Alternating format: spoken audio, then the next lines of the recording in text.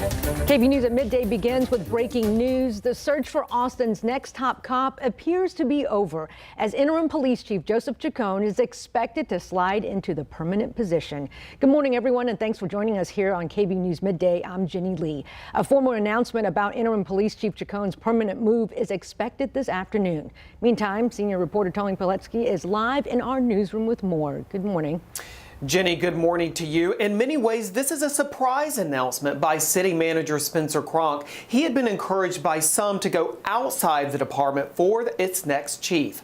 Chacon was one of 3 finalists for this job. Last month, he participated in a community forum with 2 other finalists. They were Deputy Los Angeles Police Chief Amada Tingarrigas and Dallas Assistant Chief Avery Moore. But in recent weeks, Chacon has continued gaining ground in some factions of the community.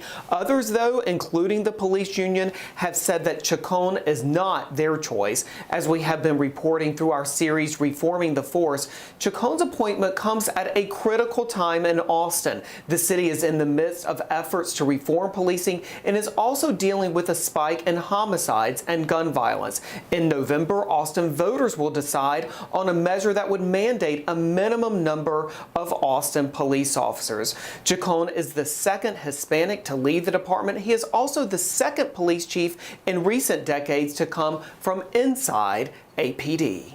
And that is senior reporter Tony Plohetski live in our newsroom. Of course, he will bring us the latest updates, so stay with KVUE for more. Thanks, Tony. You bet.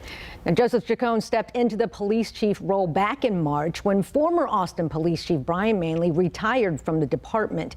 Manley spent 3 decades with Austin Police and served as chief for 3 years from 2018 to 2021.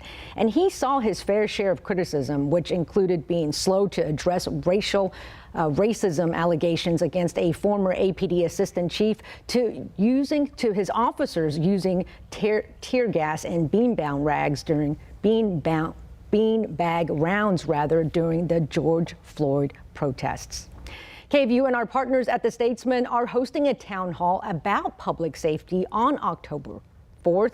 We want to make sure you get your questions answered. So please submit your questions for our city leaders by texting them to this number, 512-459-9442. And as always, remember, please text, because calling will not work.